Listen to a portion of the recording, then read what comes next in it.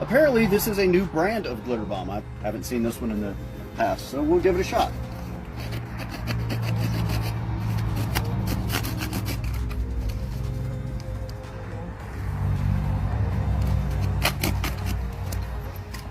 Yep, there's the spring, there's the glitter, and then you can just very gently rip it.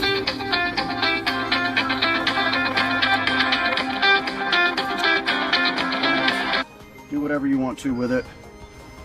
The plug is right here. It's built like all the other glitter bombs, and here's your glitter. You guys really have to do better.